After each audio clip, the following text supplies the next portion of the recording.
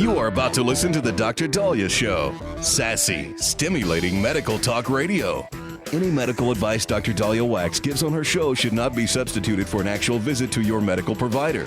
And now, here's Dr. Dahlia.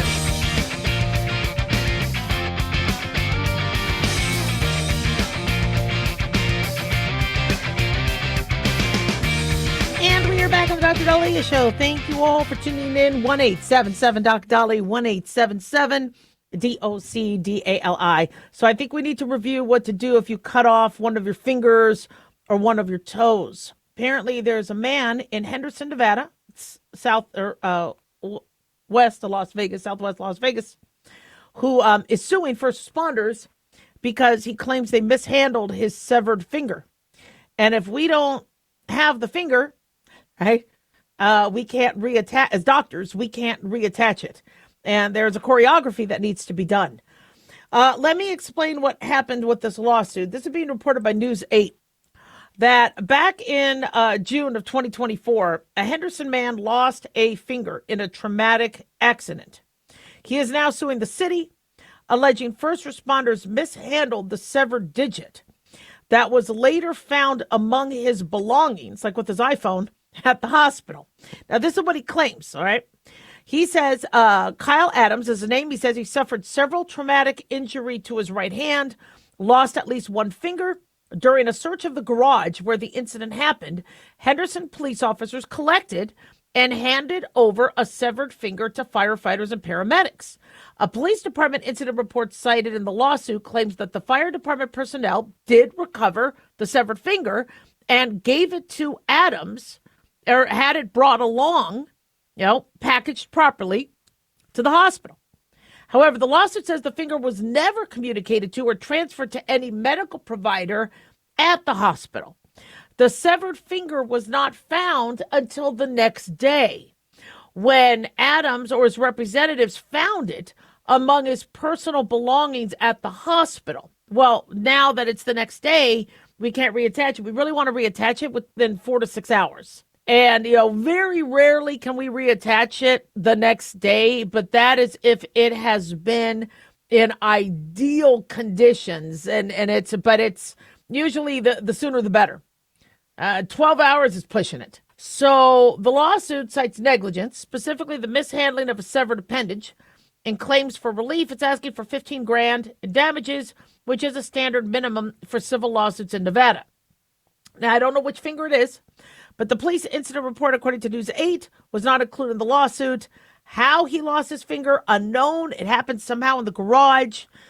So, once we get that, we'll share that information. But, this is you injure a finger or a toe, we need to act quickly. Now, what could have happened is they might have found the finger, right, like they said, packaged it. You have to put it in some cool, wet gauze, package it, try to clean it if you can, put it in, wrap it in gauze. Just don't leave it out dry, because it dries out and then it doesn't, because remember, your fingers are getting moisture all the time. So if you have a finger off, you need to kind of keep it moist. So you wrap it in a wet gauze. Do not soak it in water. Don't throw it into water, because there could be water damage, not to mention the hypothermic, because of the temperature of the water. Got to be careful with that. Then you put it in a bag and then you put it in ice. You want it protected from the ice. You don't want ice directly touching the finger because of the frostbite injury. So they said that the paramedics or the first responders did package it, right? Give it to them to go. Just somehow somebody might have forgotten to say, guys, here's the finger. Now, usually we leave it with the patient. The patient has it with them. I mean, we don't want to traumatize them, so we aren't, sticking it in front of their face. But they're traumatized. But usually, we'll apply pressure. We'll wrap the wound in sterile gauze. Try to stop the bleeding, and then they will come with the finger. Not sure how it wasn't conveyed. We're a little confused with that. If a patient, let's say, is under the influence, or the patient can't communicate, you'd think most of the patients are like, the finger's with us. We got the finger. But somehow nobody knew that the finger was there, or you're in such shock that this happened that you don't think that you need to tell the doctor that you have the finger. Now, usually your trauma center and usually your team, your medical team will say, "Do you have the finger? Do you have the toe?" And so somehow never communicated. So now he's suing. All right. So what to do? All right. So you got to always seek emergency care.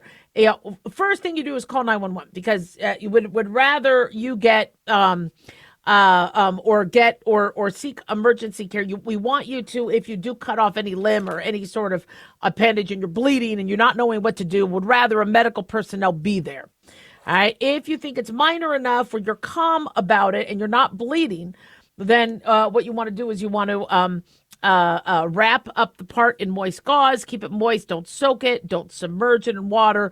You could use saltwater solution, saline. You could do a clean, damp paper towel. We will clean it and sterilize the finger before reattaching. You want it in a Ziploc bag. These bags that I'm just going to kind of roll it. Remember in the 80s, you had those types of bags where you would roll and then put the over and they would always open up. I would have grapes or something in there and they would always fall out. So you wanted Ziploc, put the bag on ice, ensure the finger does not directly touch ice. Same thing with toes. Now, when should a finger not be, when are we unable to reattach it? So if there is damage, if that finger or the bone or it is very, very damaged, or very dirty, or we're not able to reanastomose, because to attach a finger, we want to try to do as much as possible with the tendons, the vessels, and the nerves. There could be a problem. Not every finger, just because you brought the finger and you kept it in a bag on ice, doesn't necessarily mean it's going to be reattachable. It really depends on the mechanism of injury, how clean a cut it was, what happened to the tissue, how long we have. Obviously the sooner the better, which is why you want to get to the ER as quickly as possible. Now, fingertip amputations are a little tricky. All right. We've had a lot of these. I see a lot of these cases because I do workers' comp reviews for the state. With the fingertip and the distal tuft, we want to make sure you don't get an infection in the bone. And we want to make sure you still have some nail integrity. But tips of the fingers, sometimes we might not attach as aggressively because that could cause more problems than it's worth. Multiple finger injuries, obviously, there's a bigger problem. When there's kids, we try to do our best to get those fingers reattached. But definitely get yourself checked out. 1-877-DOC-DOLLY. Dr. Dahlia here. Are you tired, burned out, gaining weight, succumbing to the daily pressures of life? Well, how's your dopamine doing?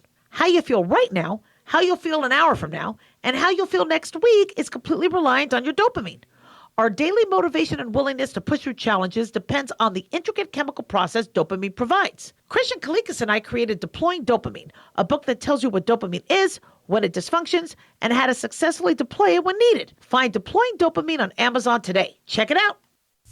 Increase fuel economy up to 7.9% with Hot Shot's Secret Gasoline Extreme, the solution to maximize your engine's performance and fuel economy. Whether you're driving a sports car or a daily commuter, Gasoline Extreme is specially formulated with PEA to deep clean. Don't settle for an average driving experience. Upgrade to Hot Shot's Secret Gasoline Extreme and go further on each tank. Order now on Amazon or HotShotSecret.com. Hot Shot Secret, powered by science. Hi, it's Mark Falter, host of the Financial Fitness Show. I strongly believe that no one should ever pay 1 penny more in taxes than they are legally obligated. Unfortunately, for most hardworking Americans, this just isn't the case. Why? Because most people spend more time planning next weekend's getaway than trying to ensure they're going to pay less in taxes. My financial fitness team has put together some materials that I know are going to help you. It's the Tax Savings Kit. Tax Savings Kit includes 3 things: free tax analysis, top 10 ways to pay less in taxes, and an investor's guide to taxes. Now, how do you get it? Simple. 866-764-2635. Again, 866-764-2635. I'm Mark Falter. This is Financial Fitness, making personal finance profitable.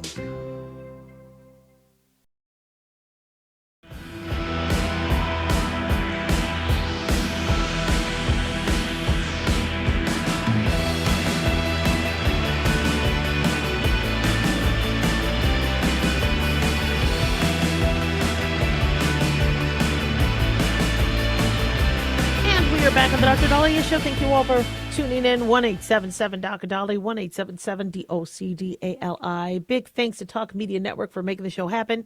Big thanks to Daniel, our producer, and big thanks to y'all for tuning in. We really do appreciate it. Don't forget to follow us on Twitter or X at Dr. Dahlia, Facebook, The Dr. Dahlia Show, and on YouTube, click like and subscribe. So this is a little frightening. So there's a Utah custody dispute that has now escalated into an international case that involves a 10-year-old child that was allegedly kidnapped by the trans father, who now identifies as female, where they kidnapped the child. Allegedly, it was going to be a Canadian camping trip, but they take that child to Mexico and then to Cuba, as family members feared it was for gender reassignment surgery without the biological mom's consent or knowledge. So federal authorities are alleging that the child's biological father, known as Rose Inessa Ethington, 42 years old, who also goes by Ari, and the father's partner, Blue Inessa Ethington, 32 years old, also known as Carly Ann Crosby, never made it to Canada, which was supposed to be, I think they were all supposed to be camping in Calgary. Instead, according to Fox News, investigators say the pair took the child across multiple international borders without the mom's knowledge or court approval, a move now at the center of a federal international parental kidnapping case. Now, the couple was found in Cuba April 16th with FBI assistance and brought back to the U.S., where they appeared in federal court in Richmond, Virginia. They are expected to be transferred to Utah, where the case will proceed as they face charges of international parental kidnapping. According to the complaint, the trip began March 28th. The child left for what the biological mom, who shares custody, thought was a camping excursion to Calgary. The group crossed into Canada on foot through the Peace Arch border crossing in Washington state. Never checked into their hotel or campsite, according to the U.S. District Attorney's Office. Instead, they quickly changed course. They had a multi-county route flying from Vancouver to Mexico City on March 29th, then traveling to Merida before boarding another flight to Havana, Cuba. And Mexican immigration officials later confirmed the group's movements using U.S. passports. They say the trip was not spontaneous. According to the complaint, searches of the couple's home uncovered detailed planning notes, including references to learning Spanish, securing travel documents, preparing for extended travel. And I believe the partner of the biological father, who is now transgender and identified as female, but the partner withdrew $10,000 in cash just days before the trip, with notes referencing banking activities, storage plans, travel logistics. I think there was a text going, we need to pay $10,000 for gender affirming child. It had to do, I guess that was the exact amount that was needed for the gender affirming care. So meanwhile, the mom is in Utah waiting for the child. She hasn't heard from the child since March 28th. That's when the child communicated that they made it safely to Canada. Why camping? Well, again, allegedly, you go off the grid with camping. So a lot of times things like this may happen under the guise of camping. A lot of, sadly, couples cheat this way too, because they say, well, I'm going to go camping. So you're not going to hear from me. There won't be a cell service. So you're like, well, they're camping. That makes sense. A lot of people are out in the woods, and you don't think twice about it. So she's not expecting anything until April 3rd. Child never returned on April 3rd. No contact. And both of the adults, the biological father and his partner, shut off their phones on March 28th, cutting off communication. Child had no way of contacting their mom. Now, I believe the child is a boy and identified as female, and relatives feel that was influenced by Rose, the transgender father. There were also fears that the child might be taken out of the country at that time so it could be done before the child reached puberty. So Tess Davis, a lawyer representing the mom, told the New York Times that the issue of gender-related medical treatment had been an ongoing point of contention during the parents' divorce. So that's why it was suspected that that might have been what happened, because this was brought up. And so the mom was worried she'd never see the child again. On April 13th, the Utah State Court granted the mother exclusive custody, ordered the child's immediate return, and then 3 days later, on April 16th, Cuban authorities located the group, working with international partners, secured the child's recovery. So 2 defendants are now in federal custody. We're just kind of shocked, that something like this could happen. And this isn't the first time we have heard where parents are just, completely on opposite sides as it pertains to this. So we saw couples lose custody because of the COVID vaccine. Remember California? There were parents who lost custody until they approved of giving the child a COVID vaccine. It's scary when you're a parent and you have somebody else, that's mandating something for your baby when you feel you are trying to do the best and the safest move, and people can say, yeah, but Dr. Dahlia, just do the shot, and if there's any complications, sue. Not when it's your baby. Remember, when you have a baby, you are, I give my life for my kids and husband. Not an afterthought, it's just talking about the kids, right? Hubby too. I will, jump on a grenade for them. I'll do anything, that to save and protect them. And so if somebody feels like something is going to hurt their child or there's a side effect to it, I supported COVID vaccines for children if they were at high risk, but if a parent says, look, I'd like to think about it and educate myself more for a court to say you're going to lose access to that child. And then we saw courts start to take children away from parents if the child wanted to identify as the opposite sex and the parent wasn't on board. And what I thought was ridiculous about that is if you have a child who is young and thinks they're in the wrong body, that child needs support. And they need to be with their parents. So, one, you're having a child who is struggling, and then on top of that, you're going to rip one of their parents away or both their parents away. How does that help? Remember, there was that child, that the girl who was honored at the last State of the Union address with Trump, although it wasn't called the State of the Union address, it was an address to Congress, because I think State of the Union has to happen the following year. Or maybe it was considered State of the Union. And, she had identified as male. A school counselor was able to get her away from the parents. She was enrolled in an all-boys school while she was identifying and transitioning to a boy. And while she was at this all-boys school, she was repeatedly raped and assaulted. Finally was able to get home, detransition, and but her parents couldn't save her. Her parents didn't have access. This is frightening. And, so society is forcing you to be, and again, any adult that wants to transition, that's up to you. This is your choice. But when it's a kid who can't decide and consent on what they want for fertility, height, blood clot risk, the need to always for the rest of your life be on medications. We might think that we have enough funding now, but at some point there's no guarantee that you are going to have the funds to maintain suppressive therapy.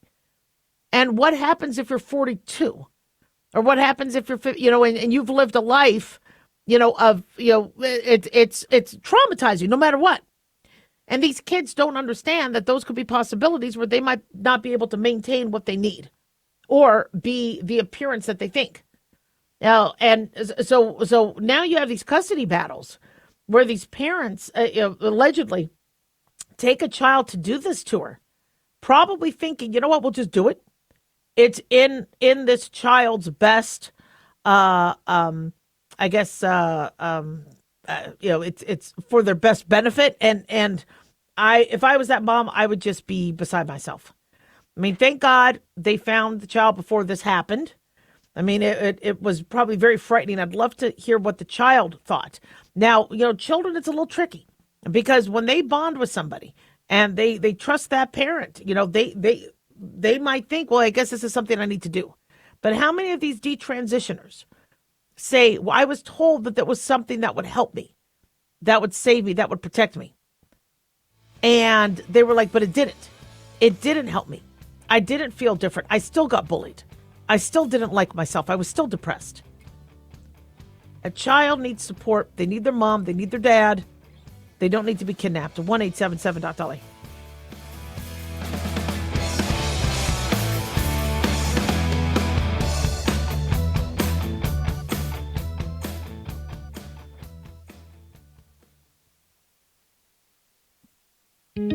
Looking for a gift that can actually help secure someone's future? It's Mark Falter's new book, Common Sense Income Strategies. It makes the perfect gift for that special someone in your life. Mark has helped thousands of hardworking Americans secure their financial future by using time-tested strategies that continue to create wealth, whether the market is up or down. Strategies that will make perfect sense once you take the time to read this powerful book. Common Sense Income Strategies brings to you what Mark has been teaching in person and talking about on the radio for decades. You've worked too long and too hard not to see the fruits of your labor. To learn how to receive your free copy, call 866-764-2635. That's 866-764-2635. Secure your future with Common Sense Income Strategies by Mark Falter. Again, to learn how to receive your free copy, call 866-764-2635. That's 866-764-2635.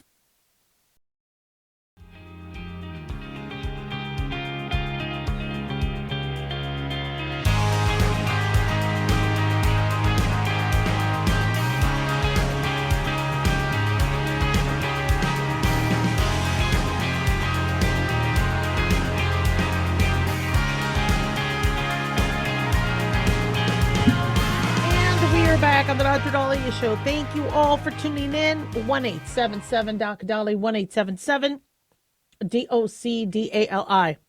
All right, so I've never been a fan of gerrymandering. I really think that the gerrymandering and the gerrymandering has a connotation of it being more malicious as opposed to the constitutional mandate to every 10 years reevaluate your districts based on population. Every person, every vote. We want to make sure all people get included and are represented by a representative within their state and part of the state and values of that state. And so gerrymandering originated in the 1800s. I think it was Massachusetts governor, look him up. Yeah, Elbridge Gerry, who signed a bill to redraw state legislature. And the way it looked, with the way it was drawn, it looked like a salamander. And that's where the term gerrymandering came from. And we've seen multiple states, take their districts and rework where the population is. We saw that with Illinois. We saw that with Texas. We saw that with California. Now we're seeing it with Virginia. We're possibly going to now see it with Florida and Indiana. And my issue with any of these states doing it is when you have somebody in a county and to put that county and drag it to relate it to and combine its needs to another county that's not related to it at all, and the manipulation of there's a problem. Nevada, interestingly, Nevada, fairly fair. I know there's a lot of concerns about it, but you have the North District number 2 for the North. You have then the center part of the state, and you have then 2 districts for Southern Nevada. Although a little bit of, you got District 4, 1, and 2, 4, 1, and 3. I understand that there could be some manipulation of the population centers to make it more Democrat or Republican, but at least there's some geographical logic to it. And my concern is, whether you're in Florida, whether you're in Virginia, whether you're whatever, the problem we have with democracy is there's not a problem. We want democracy, but the problem we have with our current democracy, which is a representative democracy, is people don't think their representatives are representing them. So somebody gets voted in, and you're like, okay, I'm farm country, I'm rural, and you want what? You're suggesting what? Yeah, or you have somebody, let's say, who is in inner city, metropolis, urban area, and you're like, electric vehicles. I live in an apartment. I got to park on the street. I got to find an empty, dirt lot to park. What are you talking about? And so if you don't feel that representative is understanding your particular, the reason why we have these congressional districts is, nobody understands Las Vegas than somebody who's in Las Vegas. And we have a very, very different sort of landscape than Beatty or Tonopah or Pahrump. And people are proud if they are Boulder City or Pahrump or but to lump everything in, if there's gerrymandering, it doesn't represent you. And as soon as the American public feels that they're not represented, they are going to reject our current democracy. And that's a problem. And this is what we're seeing. So, I've been asked, and I know we've talked about this before, why can't this just be counties? Every county gets a vote. Well, the Constitution, and let me read you what the Constitution, if I have the constitutional text. I apologize. I might not have the text. Hold on a second. I should have the text, but let me see. It says, and I do not want AI commenting on this. Let me see. I think it's the U.S. Constitution, Article 1, Section 2, requires decennial, which is every 10 years, census-based apportionment, creating a mandate for congressional districting every 10 years to ensure equal population across districts. One person, one vote. Congress holds ultimate authority. State legislators will draw maps subject to federal anti-discrimination laws, Voting Rights Act, and population equality standards. So equal population, congressional districts must be as nearly equal in population as practicable. So the reason why you looked at Virginia's map, where it's mostly red and Republican, but you have the centers, the city centers, and how could they redraw it to a 10-1? Well, because if your population in rural Virginia, doesn't encompass the number of individuals to make that count as a district, then it gets added to other areas. So the 6-5 ratio that it was, I think it was 6-5 Democrat to Republican, now is 10-1 Democrat to Republican. And so people in Virginia are like, okay, wait a second here. Who's my representative and what? That's not even part of my state or a part of where I'm living or part of my district or my county. The 14th Amendment districts must not be drawn in a way that violates equal protection by excessively relying on race. This is according to ncsl.org. The Voting Rights Act of 1965 prohibits maps that deny or abridge the right to vote based on color, race, language, minority, or minority opportunity districts. And then Article 1, Section 4, states are empowered to determine the times, places, and manners of elections, allowing for state-specific redistricting processes, including independent commissions.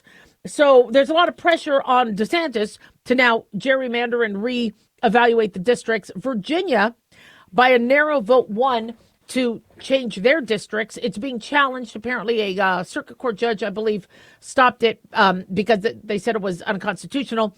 The wording was, we need to restore fairness. So it's suggesting that the previous thing wasn't fair. That might not be an appropriate way to do bills. Like I said, many times when these referendums are made, I don't know who's writing them because the language is very confusing and people are very confused about what is in them.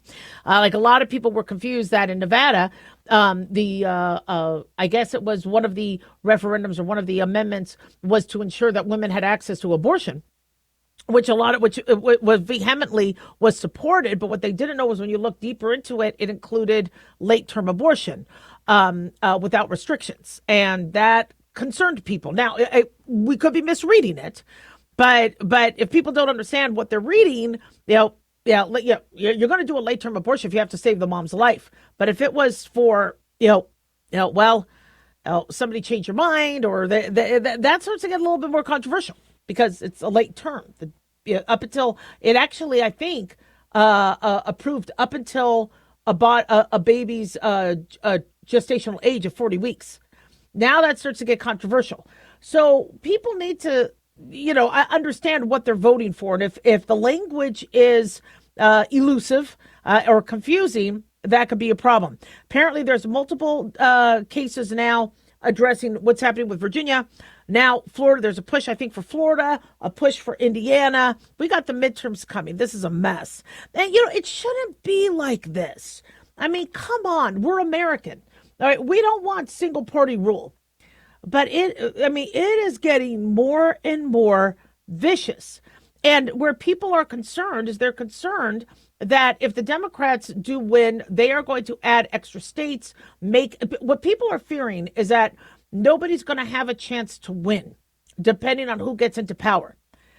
Trump winning was by a comfortable margin was a big step for Republicans. But if they feel like they can never have another Republican president again because of all the changes with gerrymandering or adding D.C. as a state or whatever, again, we're going to be inching closer to a civil war. I don't want there to be a civil war. I want everybody to feel, Democrat or Republican, that they're getting represented. And these gerrymanderings, it's going to happen in multiple states, doesn't do that. And I don't want our democracy to fail. 1-877 Dr. Dolly, don't go away. Hey guys, it's Clyde. We've had a lot of requests for Ground Zero merchandise, so we put together an online store with a big variety of high-quality items. I'm really excited to let you know about these things.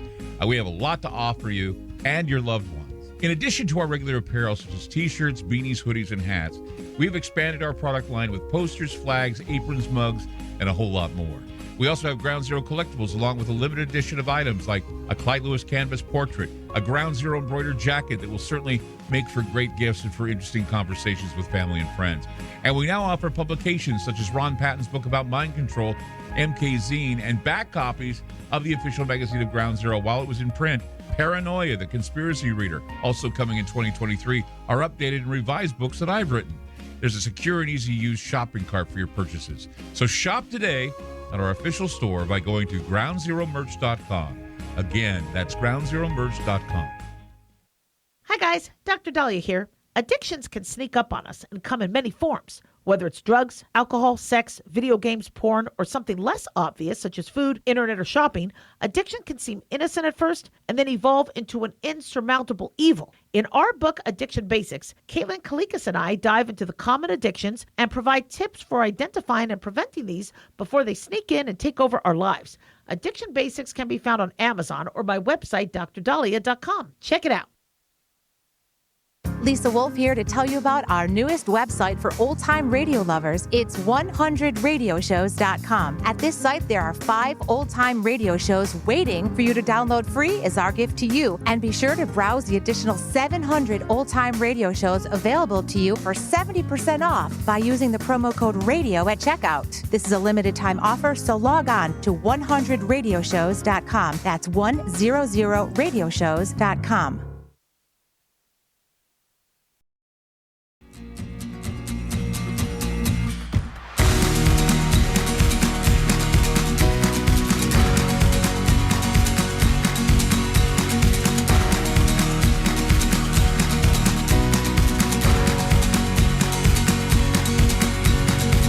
Back on the Dr. Dahlia Show. Thank you all for tuning in. 1-877 Dr. Dolly, 1-877-DOC-DALI. So hurricane season is coming pretty quickly. In fact, we might be getting some tropical storms in May. Hurricane season is supposed to, though, start June 1st officially, go through November 30th. And the good news we have is even though it is going to be a busy hurricane season, it is going to be below average. Hallelujah, praise the Lord. Colorado State University researchers, which usually give us our forecast every year, say although the average storms, number of storms is 14.4, which they deduced from a year span of 1991 to 2020, so about a 30-year span. As opposed to us having an average of 14.4 storms, they are predicting 13 named storms. As opposed to about 70 storm days, 55 storm days. 7.2 of these storms, on average, usually become hurricanes. They're only expecting 6. All right, so it's a little better. Hurricane days down to 20 from the average 27. How many of these hurricanes are going to be major? On average, we get 3.2 major hurricanes. They're expecting only 2. All right, so it's a little bit better. Major hurricane days will have about 5 compared to the average of 7.4. So this is what the Colorado researchers are saying, that we anticipate that the 2026 Atlantic Basin hurricane season will have somewhat below normal activity. Current weak La Nina conditions are likely to transition to El Nino in the next few months. Remember, I said El Nino is a little bit more protective from the Atlantic standpoint. And they said this will have potential for moderate strong El Nino for the peak of hurricane season. Sea surface temperatures in the western tropical Atlantic are warmer than normal, but slightly cooler than normal in the eastern and central tropical Atlantic. We anticipate El Nino being the dominant factor for the upcoming hurricane season, driving increased levels of tropical Atlantic vertical wind shear. We are forecasting a below average probability for major hurricane landfall along the continental United States coastline and in the Caribbean. As with all hurricane seasons, however, they still want us to be careful. They say coastal residents are reminded that it only takes one hurricane making landfall to make it an active season. Thorough preparation should be made every season, regardless of predictive activity. So this data was released this month, and we're grateful that they haven't been wrong. We've been kind of watching. There's a lot of storms, 13 named storms, but in terms of major hurricanes, we usually get hit every year, but some years we've gotten hit more. So multiple special tropical weather outlooks could crop up next month.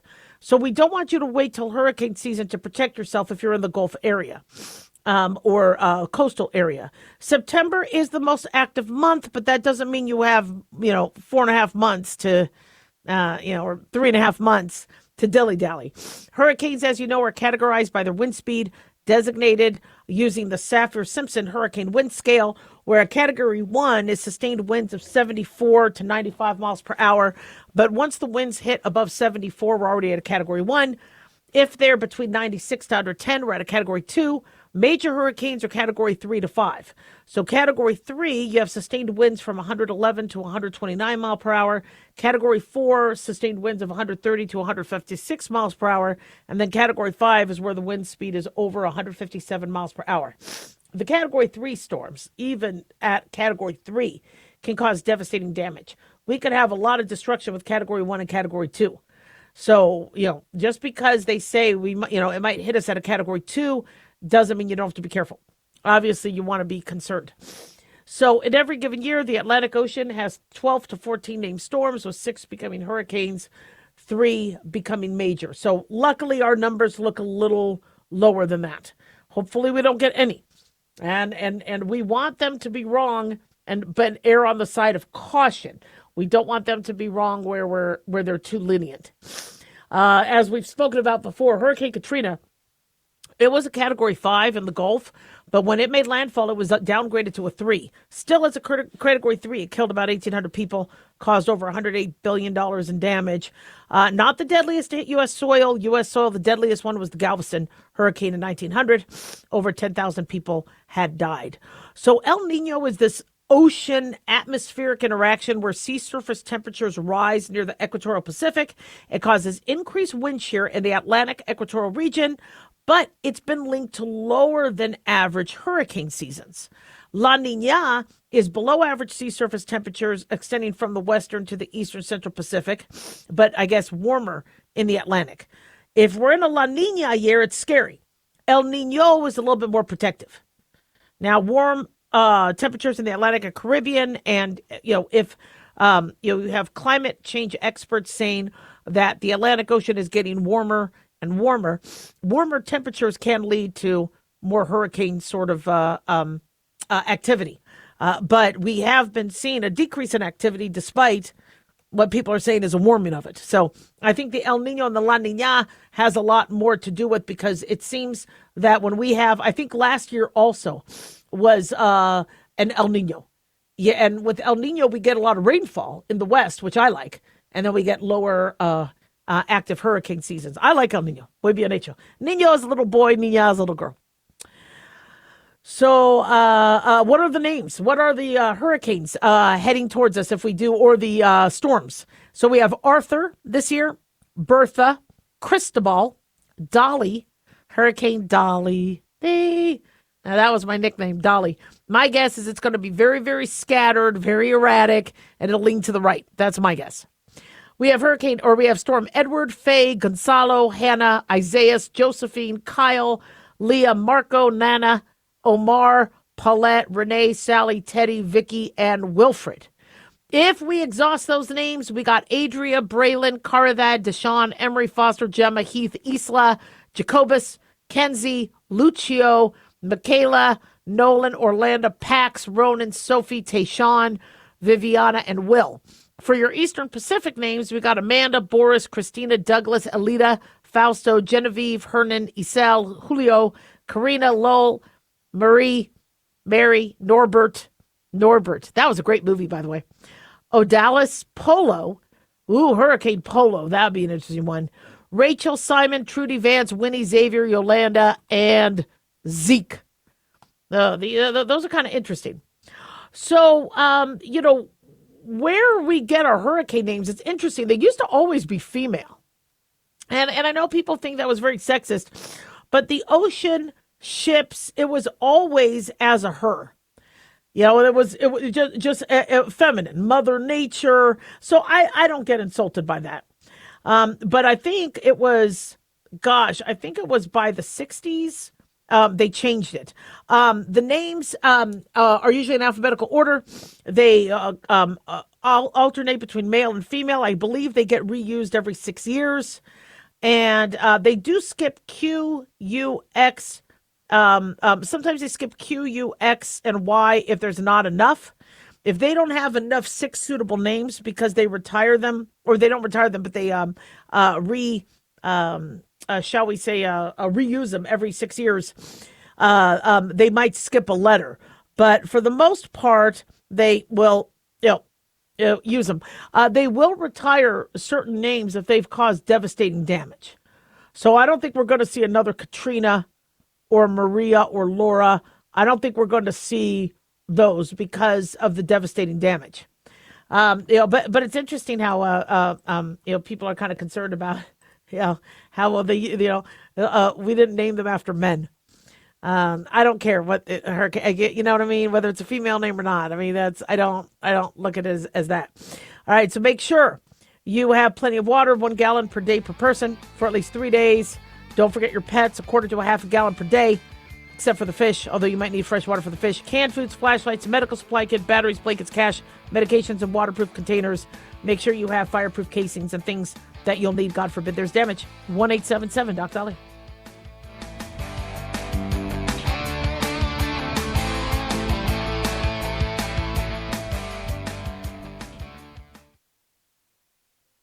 Looking for an easy read that can actually help secure someone's future? Pick up a copy of Mark Falter's book, Common Sense Income Strategies. For the past 30-plus years, Mark has helped thousands of hardworking Americans secure their financial future by using strategies that continue to create wealth, whether the market is up or down. Strategies that will make perfect sense once you take the time to read this powerful book. Common Sense Income Strategies brings to you what Mark has been teaching in person and talking about on the radio for decades. It's not rocket science, it's a pretty easy read. You've worked too long and too hard not to see the fruits of your labor. Common Sense Income Strategies is available now on Amazon or by calling 866-764-2635. That's 866-764-2635. Common Sense Income Strategies by financial fitness show host Mark Falter. Secure your financial future today.